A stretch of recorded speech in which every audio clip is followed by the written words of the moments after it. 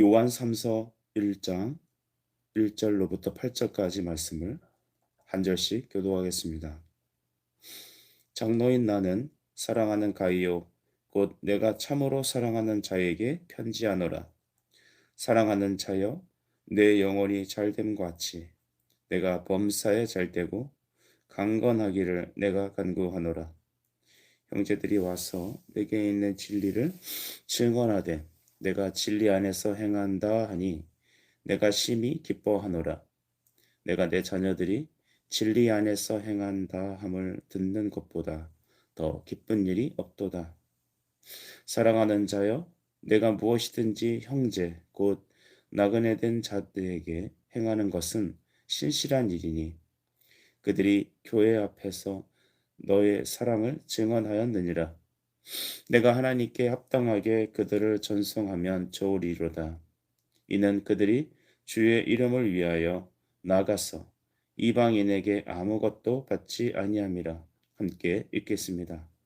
그러므로 우리가 이같이 든 자들을 영접하는 것이 마땅하니 이는 우리로 진리를 위하여 함께 일하는 자가 되게 하려 함이라. 아멘. 하나님의 은혜가 이 아침에도 우리 모든 성도들에게 함께 하시길 간절히 바랍니다. 요한3서 1장 1절로부터 8절까지 진리 안에서 행함 이런 제목으로 하나님 말씀을 함께 나누겠습니다. 오늘 요한3서는 가이오라는 교회 장로에게 보내는 사도의 편지입니다.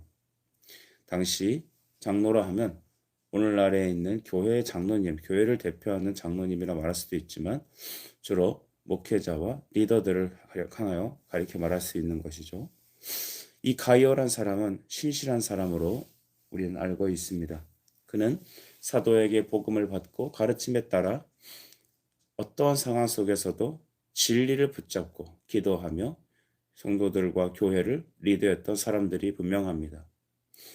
그들은 특별히 이 버가모 교회의 리더라고 여겨지고 있는데 순회 전도자, 즉 오늘날 말하면 이 선교사와 목회자와 같은 사람들을 믿음으로 섬기고 그들의 필요를 채워줬던 그런 신실한 교회였습니다.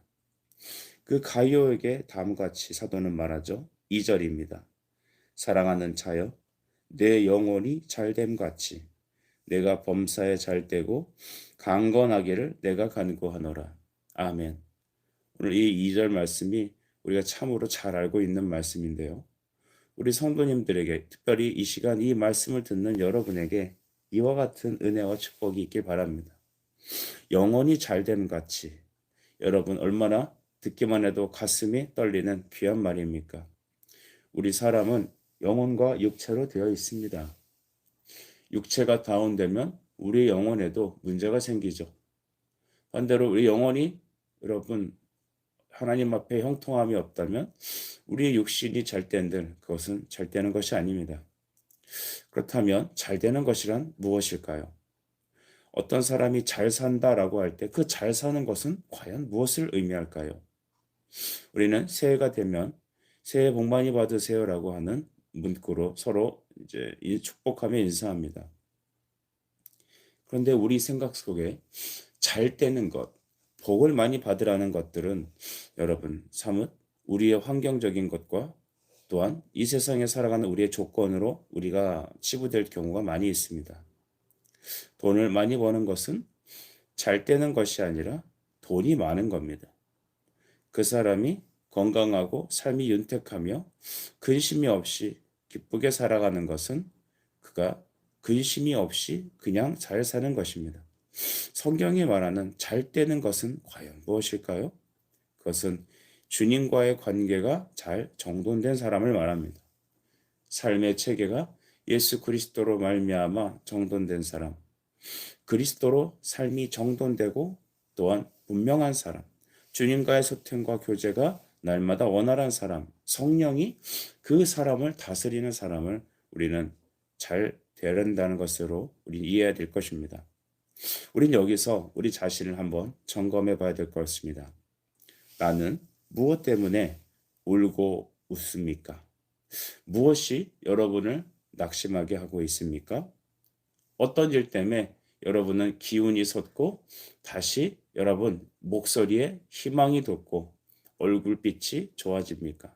반대로 무엇 때문에 낯빛이 서늘해지고 우리는 어떤 것 때문에 또한 우리의 기분과 우리의 삶에 좌우되고 있습니까? 우리는 어쩌면 이 땅에서 육신을 입고 살아가는 연약한 존재이기에 먹는 것, 또 주어지는 물질로 살아가는 어떤 삶의 환경 때문에 우리는 울기도 하고 낙심하기도 하고 반대로 웃기도 하고 즐거워하기도 합니다. 이것이 육신을 입고 살아가는 우리의 연약함이라고 할 수 있습니다만 주님은 우리 안에 오셔서 우리에게 명령하고 계시는 것이죠. 삶의 모든 중심이 그리스도로 형성되어야 된다는 것입니다. 빌립보서 1장을 보게 되면 전체적인 말씀이 예수 그리스도와 하나 되는 삶을 말하고 있습니다. 즉 그리스도가 중심된 인생이죠. 우리 한번 따라서 할까요? 예수 그리스도가 중심된 삶. 시작. 예수 그리스도가 중심된 삶. 우리가 행하는 모든 사업이, 우리가 행하는 모든 일함이, 또한 관계와 먹고 마심과 하는 것들이 그리스도의 중심된 삶으로 살아가야 된다는 것을 우린 익히 알고 또한 말하고 있습니다. 그런데 정말 내 심령 안에서 그리스도가 중심이 되셔서 그것 때문에 삶이 형성되고 있는지는 우리는 사뭇 점검해 봐야 합니다. 올 한 해가 이틀 남았네요. 여러분은 그리스도의 관계가 여러분과의 관계가 잘 정돈되어 있습니까? 요한일서 1장 3절은 이렇게 기록되어 있습니다. 우리가 보고 들은 바를 너희에게 전함은 너희로 우리와 사귐이 있게 하려 함이니 우리의 사귐은 아버지와 그의 아들 예수 그리스도와 더불어 사귐이 누림이라고 했습니다. 여러분 하나님의 아들 예수 그리스도와의 사귐과 누림, 예배와 그 하나님이 주시는 성령의 지도를 받는 것, 삶의 모든 것들이 예수님과의 관계 위에 세워지는 것들, 이런 것들이 바로 하나님이 우리에게 원하시는 것이죠.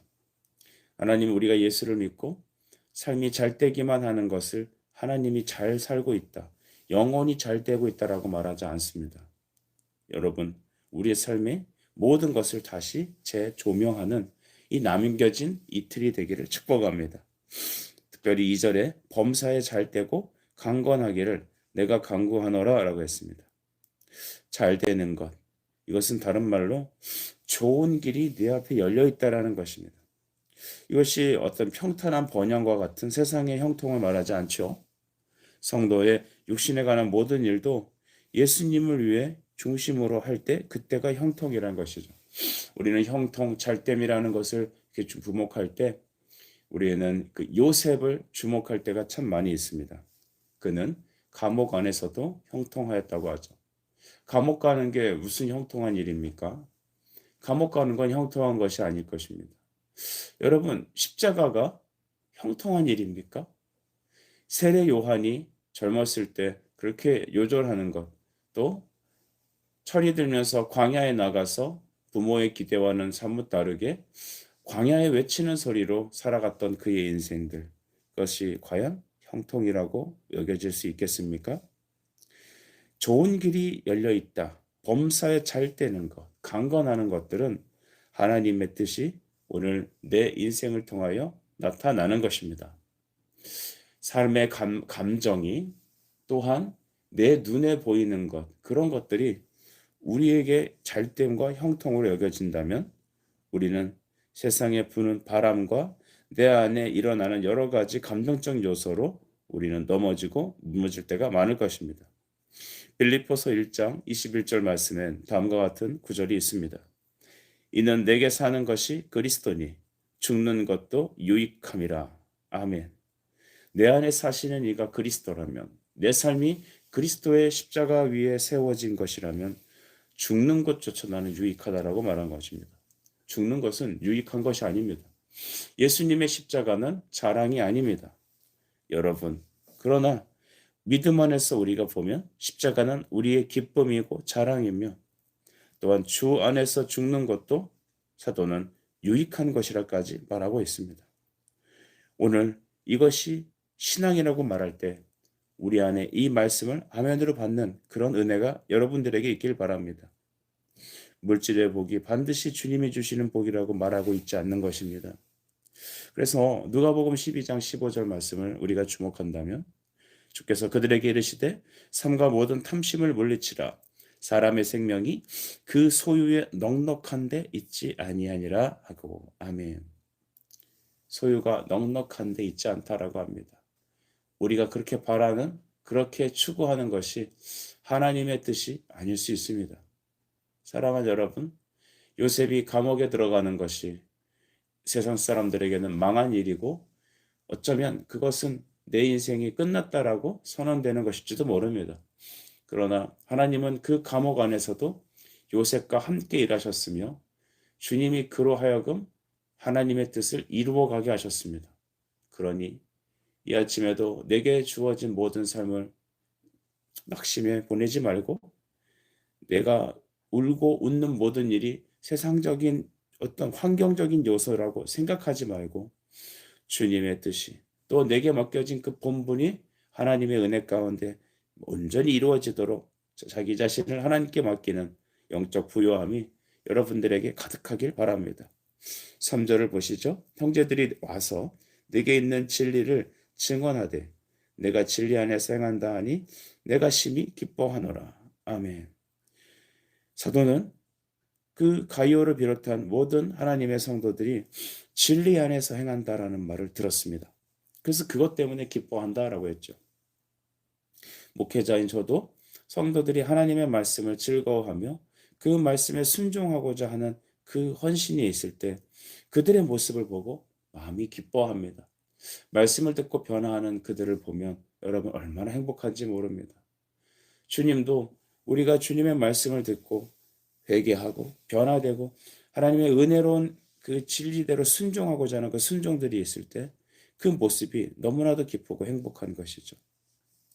복음을 받은 사람은 성경이 우리에게 요구하신 대로 행하는 순종이 있습니다.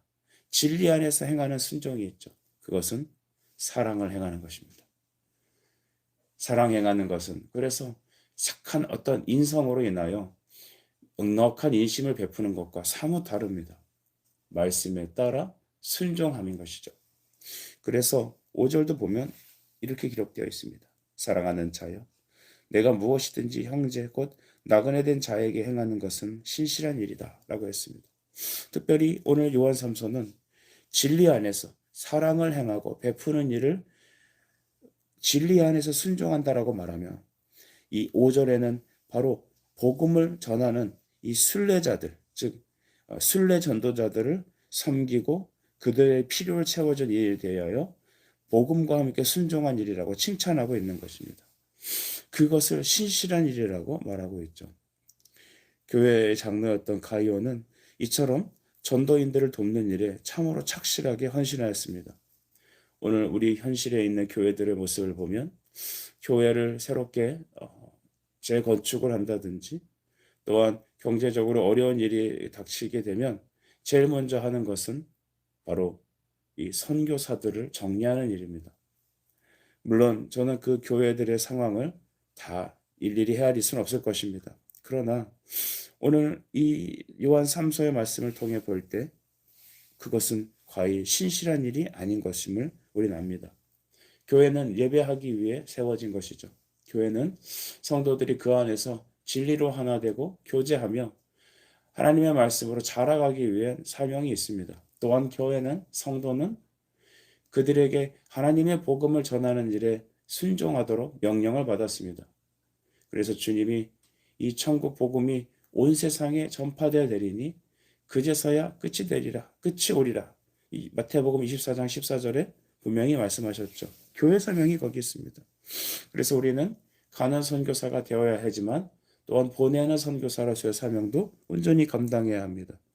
그래서 우리가 교회들을 보게 되면 전도하고 선교하는 교회가 하나님의 물질도 넉넉함을 받게 되고 그들의 영적 부흥도 이루는 것을 보게 됩니다. 왜 그렇게 될까요?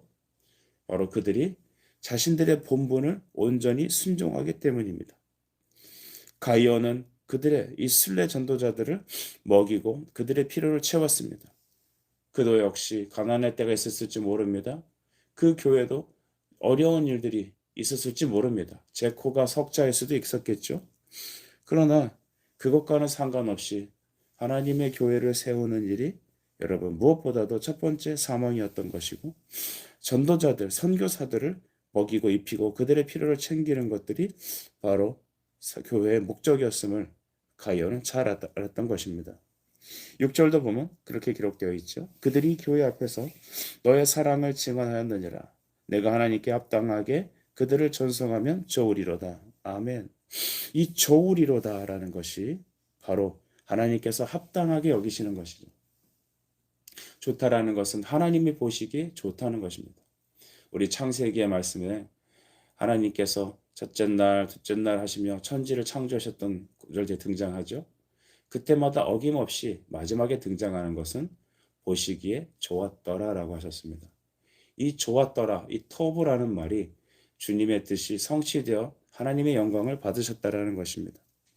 오늘 우리에게 교회를 세우시고 오늘 우리에게 각 가정에게 믿음과 성령의 은혜를 부으신 이유는 바로 하나님의 뜻이 이루어져 주님 보시기에 좋으시기 위한 것입니다.